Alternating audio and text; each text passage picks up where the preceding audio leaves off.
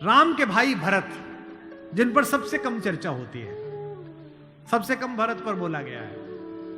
लक्ष्मण उनके साथ 24 घंटे रहते हैं। शत्रुघ्न पर तो कम ही बोला गया है, भरत पर सबसे कम बोला गया है।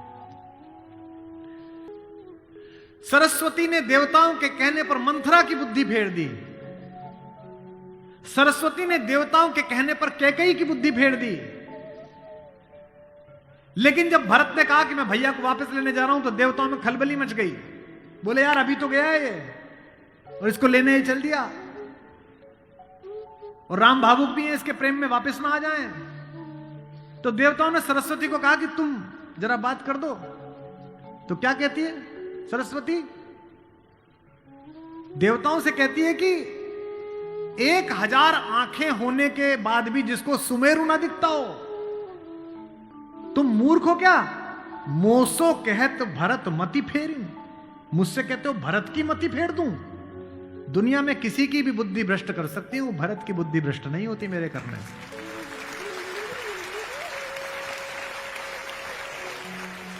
भरत जब भैया को ढूंढते हुए निकले, तो पूरे खानदान को लेकर निकले। भरत ने कहा किसी की तो मान लेंगे, कौशल्या की मान लेंगे, ससुर को भी लेकर गए।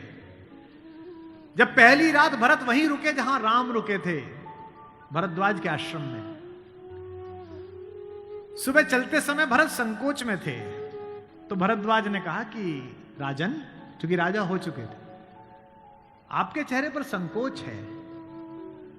तो भरत ने डरते हुए कहा कि महर्षि मैं डरा हुआ हूं, मेरी मां ने इतनी बदतमीजी की बात कर दी, मैं बाहर था।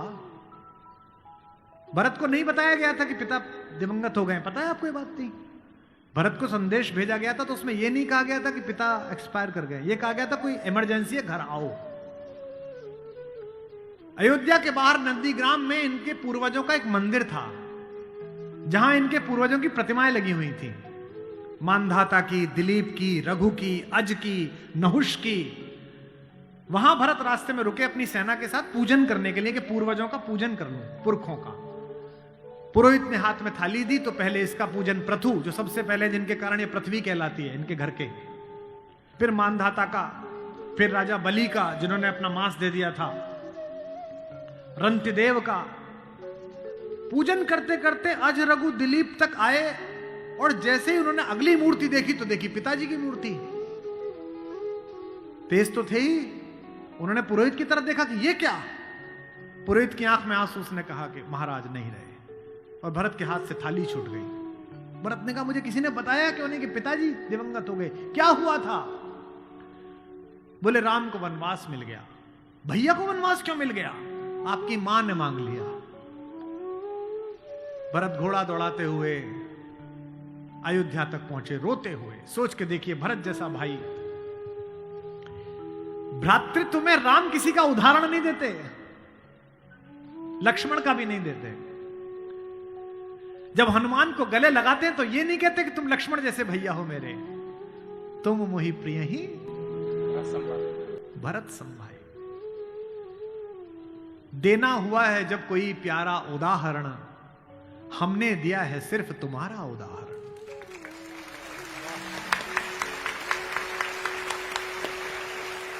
तो भरद्वाज से भरत ने पूछा कि भैया मुझे माफ तो कर देंगे ना?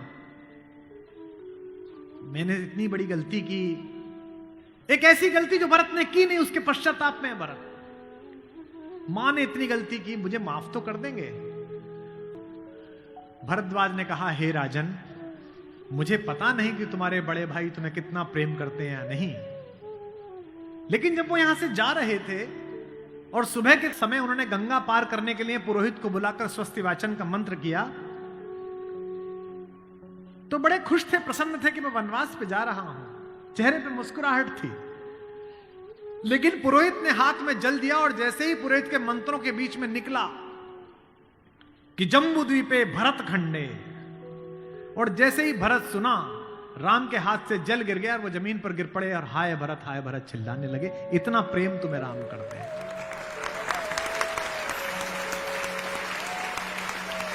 राम करुणा से भरे हुए, इसीलिए करुणा निधि है।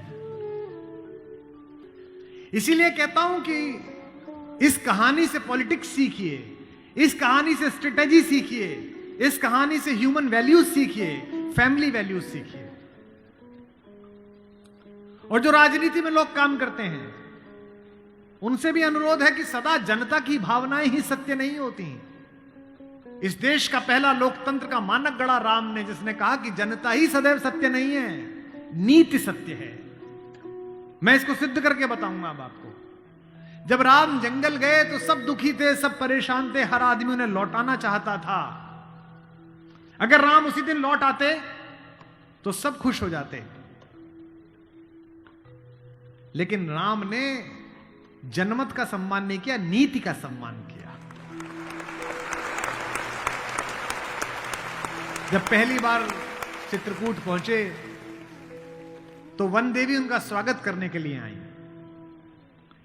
वन देवी ने पूछा कि आप मेरे यहां विश्राम करने आए हैं, मैं आपके लिए क्या कर सकती हूं। तो राम ने क्या मांगा होगा सोचो। राम ने कहा कि हे वन देवी, बाकी सब ठीक है, निभा लेंगे, पर्णकुटी बना लेंगे, फल फूल खा लेंगे, जिस रास्ते से मैं आया हूं उसके कांटे हटा देना। वन देवी ने कहा कि आप तो आ चुके, अब कांटे हटाऊं ना हटाऊं इससे क्या। राम ने जो उत्तर दिया वो आपकी आंख भिगोने के लिए काफी है। राम ने कहा कि मेरी तो कोई दिक्कत नहीं है, मेरे पैर में कांटे लग गए, पर मुझे ढूंढता ढूंढता मेरा भाई भरत इसी रास्ते से आएगा, उसको कांटे नहीं चुभने चाहिए, कांटे हटा दो।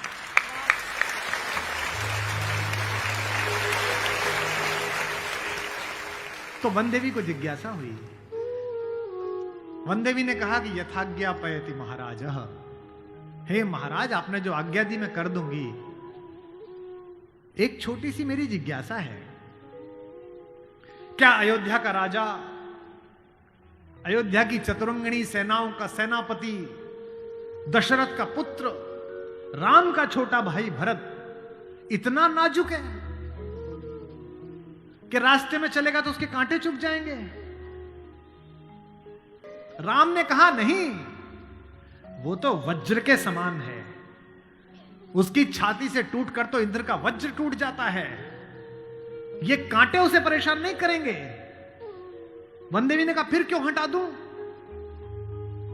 बोले परेशानी यह है कि जब उस रास्ते पर आएगा अगर एक कांटा भी चुभा तो उसका दिल यह सोचकर टूट जाएगा कि मेरे कारण मेरे भैया को इन कांटों को झेलना पड़ा है।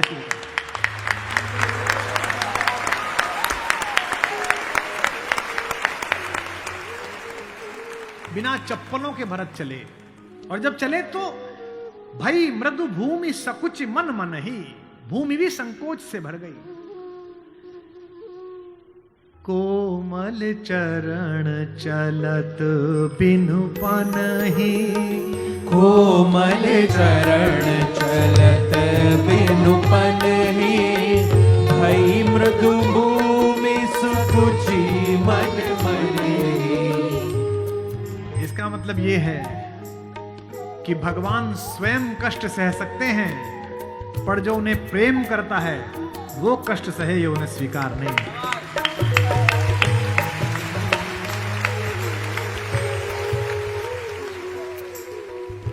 चित्रकूट में रात्रि का समय है, चांदनी खिली हुई है, चंद्रमा निकला हुआ है। ये वो पल था जहां से राम की कहानी पलट सकती थी।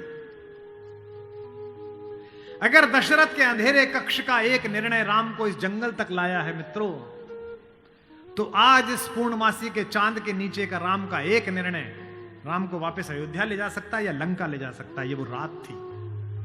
मुझसे कोई पूछता है कि राम कथा की सबसे महत्वपूर्ण रात्रि कौन सी है, जिस दिन लक्ष्मण को मूर्छा आई वो भी महत्वपूर्ण नहीं थी, क्योंकि पता था कि बच जाएंगे।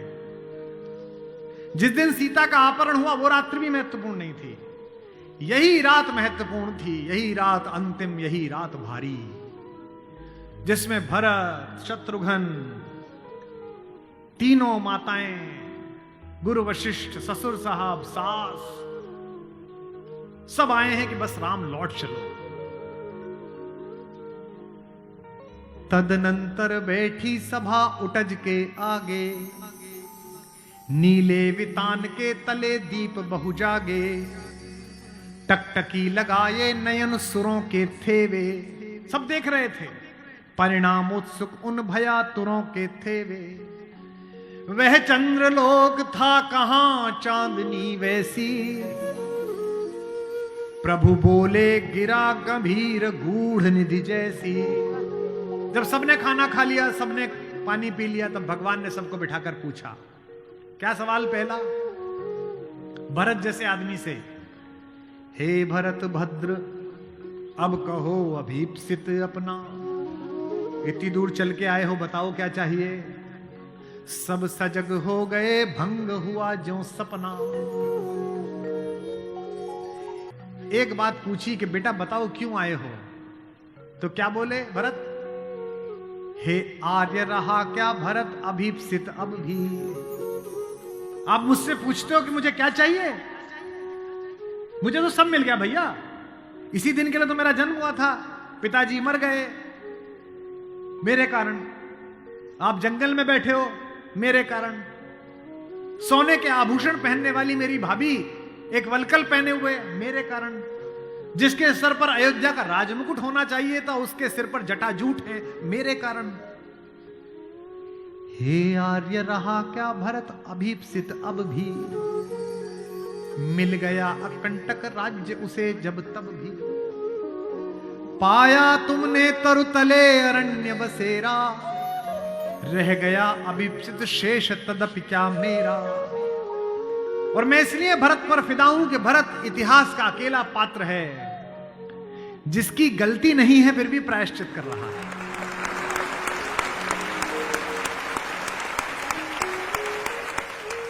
भरत अकेले हैं जिनकी कोई गलती नहीं है, उनकी मां की गलती है और वो प्रायश्चित कर रहे हैं। यहीं से राम का लोकतंत्र प्रारंभ होता है। कैसे? पूरी अयोध्या सोचती है कि कैकेयी अपराधिन है। राम उस रात 2 काम करते हैं। भरत को लोकतंत्र का मंत्र देते हैं और कैकेयी को स्वीकार करके क्षमा का मंत्र देते हैं। उन्हें पता था कि अगर भरत लौट भी जाएगा तो जीवन भर मां से बात नहीं करेगा, पूरी अयोध्या इनके नाम पर नाराज रहेगी। इसलिए जब तीनों माएं पहुंची हैं, प्रथम राम भेंटी कैकेयी। राम ऐसे थोड़ी है कि हायरार्की नहीं जानते हो कि पहले अपनी बड़ी मां का प्रणाम करें, फिर सुमित्रा का प्रणाम करें, फिर कैकेयी का प्रणाम करें। उनको पता था कि कैकेयी के बारे में लोगों के मन में अच्छी धारणा नहीं है। अगर देश के प्रधानमंत्री या आपके प्रदेश की मुख्यमंत्री किसी ऐसे व्यक्ति को मिल लें जिसके बारे में आपकी अच्छी धारणा न बन रही हो, तो आपकी धारणा बदलती है कि प्रधानमंत्री मिले थे, मुख्यमंत्री मिली थी, इसका मतलब अच्छा है। अगर ऐसे व्यक्ति की प्रशंसा कर दें, वो तो राम है। उनको पता है कि कैकेयी की मनोदशा कैसी है। और कैकेयी खुद कहती भी है, कहती है बेटे मुझसे जो अपराध हुआ है वो किसी से नहीं हुआ है। कहते आते थे अभी सभी नरदेही, माता न कुमाता पुत्र को पुत्र भले ही। पर हाय आज यह सुने विरुद्ध विधाता, है पुत्र पुत्र ही बनी कुमाता माता। क्या कहती हैं? युग युग तक चलती रहे कठोर कहानी, थी रघुकुल में भी एक अभागिन रानी।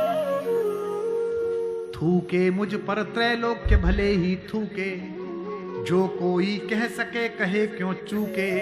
लेकिन एक बात मांगती हूं राम तेरे दरबार में, छीने न भरत का किंतु मातृपद मुझसे। रे राम दुहाई करूं और क्या तुझसे।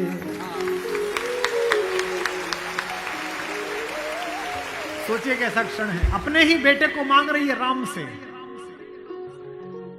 कैकेयी अपने बेटे के लिए कह रही है कि राम तू सबको सब देता है बेटा, मुझे सिर्फ इतना दे दे, मुझे रानी मत रहने दे, जंगल में रख ले, भरत की मां बनी रहूं बस। इसी के लिए तो सब किया था। राम ने क्या कहा? हे अम्ब, ओ मेरी मां, हे अम्ब तुम्हारा राम जानता है सब। इस कारण वह कुछ खेद मानता है कब। फिर राम को याद दिलाया। कैकेयी ने कहा, बेटा तुझे याद है तू आधी रात उठ के भाग जाता था मेरा सपना देख के। कौशल्या से कहता कि मां मैंने छोटी मां का सपना देखा है, मुझे छोटी मां के पास छोड़ के आओ।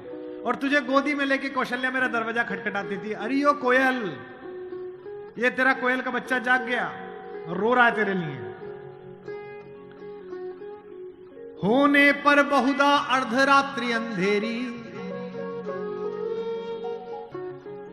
होने पर बहुधा अर्धरात्रि अंधेरी, जी जी आकर करती पुकार थी मेरी। लो कुहुकुनी, ओ कोयल, लो कुहुकुनी तेरा कुहुक राम यह जागा।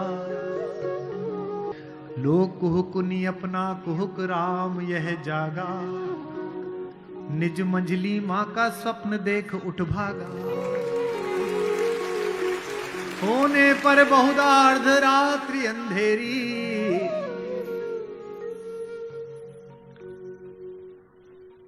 राम ने क्या कहा,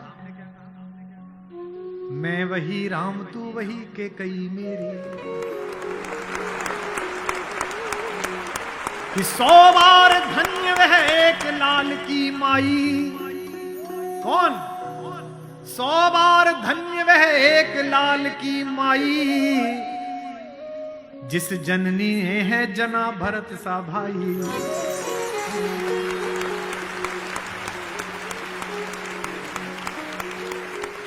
पागल सी प्रभु के साथ सभा चिल्लाई। 100 बार धन्य वह एक लाल की माई। 100 बार धन्य वह एक लाल की माई। 100 बार धन्य। कौशल्या से लेकर जनक तक सबका बहुमत राम को लौटाने का था, लेकिन राम नीति के साथ रहे, जनमत की उपेक्षा नहीं है। भरत जैसा भाई पाना, लक्ष्मण जैसा भाई पाना, कैसे कैसे चरित्र हैं भाई। एक भरत की पत्नी है मांडवी, उनका जिक्र नहीं होता। एक हमारी मां और है उर्मिला, उसका जिक्र नहीं होता। उर्मिला का कलेजा देखिए, मांडवी का कलेजा देखिए। जिस दिन लौटने के बाद भरत ने राज्य संभाल लिया, भाई की पादुकाएं रखकर सिंहासन पर, कौशल्या जाग रही थी। उन्होंने देखा कि ऊपर कोई घूम रहा है, कोई छाया घूम रही है महल में, अंतःपुर में। तो वो ऊपर गई तो देखा मांडवी घूम रही थी, भरत की पत्नी। तो कौशल्या ने पूछा कि बेटा तू सोई नहीं? उसने कहा हां मां मैं अभी जाग रही हूं। भरत सो गया होगा बेटा, तो उसके कक्ष में चली जा। तो कौशल्या से मांडवी ने कहा कि मां वो तो है ही नहीं यहां, कहां गया? बोले उन्होंने कहा कि भैया जब तक जमीन पे सोएंगे, भैया जब तक जंगल में रहेंगे, मैं महल में नहीं रहूंगा। वो अयोध्या के बाहर जो नंदीग्राम दिखता है ना, वहां दूर, वहां उन्होंने कुटिया बना ली है, प्राइम मिनिस्टर ऑफिस वहीं बना लिया, वहीं फाइल मंगाते हैं। तुझे नहीं ले गया? संकोच में पड़ी हुई मांडवी ने कहा, मां मैंने तो कहा था आप जंगल में अकेले कैसे रहेंगे कुटिया में, मैं सेवा कर दूंगी, ले चलो। उन्होंने कहा नहीं, भाभी राम भैया के साथ चली गई हैं, तीनों माओं को देखने के लिए कोई नहीं है, तुम यहीं रहो, उनकी जिम्मेदारी हम पर है। कौशल्या ने कहा कि बेटा सो जा। बोले मां वो उनकी कुटिया दिख रही है, उसमें अभी दीपक जला हुआ है, यानी कि वो अभी काम कर रहे हैं। एक बार वो दीपक मंगल हो जाए, अंधकार हो जाए, तो मैं भी जाकर सो जाऊंगा। ऐसी मांगी।